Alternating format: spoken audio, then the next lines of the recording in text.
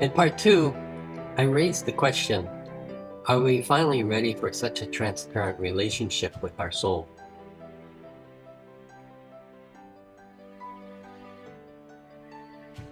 On the surface, that may be easy and straightforward, but the inconvenient truth is, it's not. When we entered the first grade, we had no idea what the next 12 years would be like. You don't know what you don't know.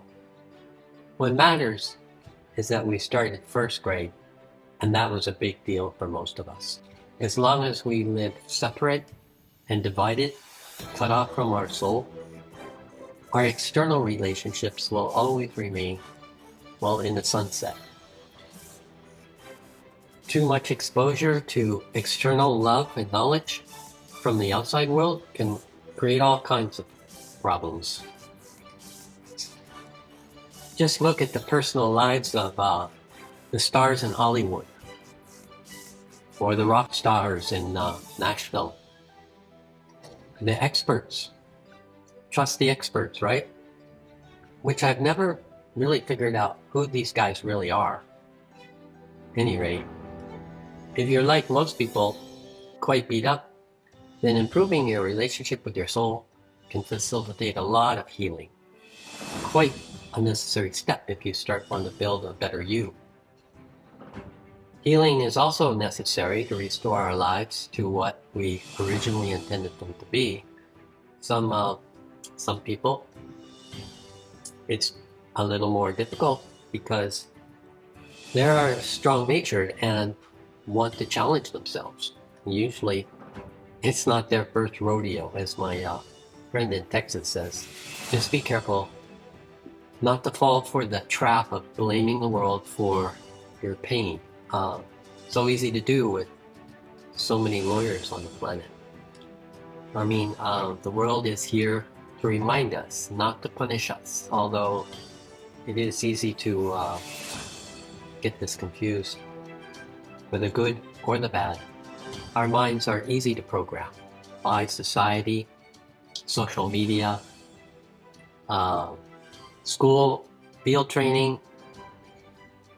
The problem is, programs get outdated quickly. If we want our life back, better you become your own program after we find that the damn delete button. It's not that wise to trust others for your well-being, especially today. The world is filled with self-made scholars, tourists, and people with just bad eyesight.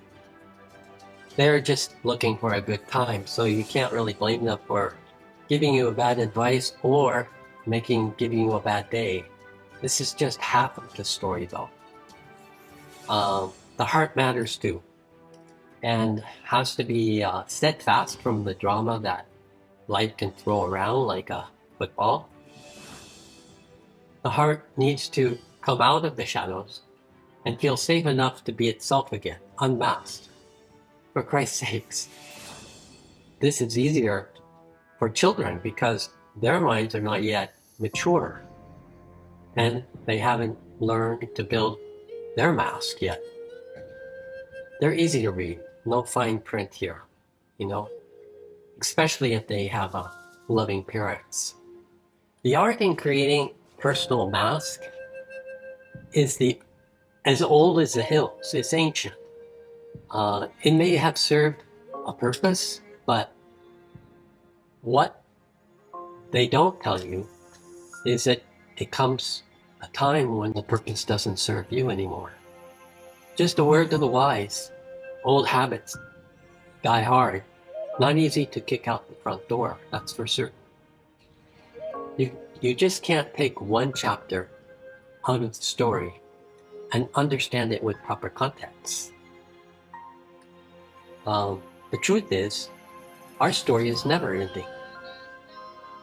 And we live from chapter to chapter with breaks in between. It's not a continuum from our perspective. However, from our soul's perspective, it's quite a different story. Many of us have asked ourselves why we have the same problems the same pattern, the same type of reoccurring experiences.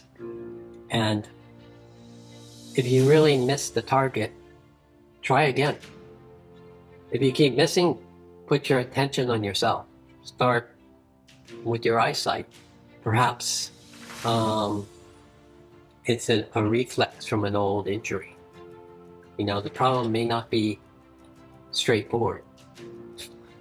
I have found that if you really want to fix something, you got to have the desire to fix it, no matter what it takes.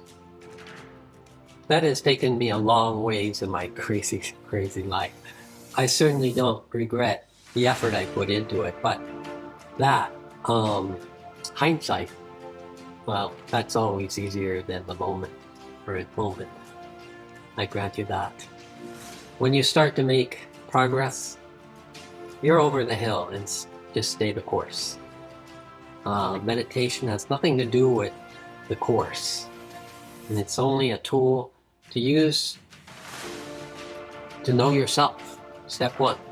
Step 2, know your subconscious. Step 3, know your soul. Your personal navigator. Not bad. And so much more, really.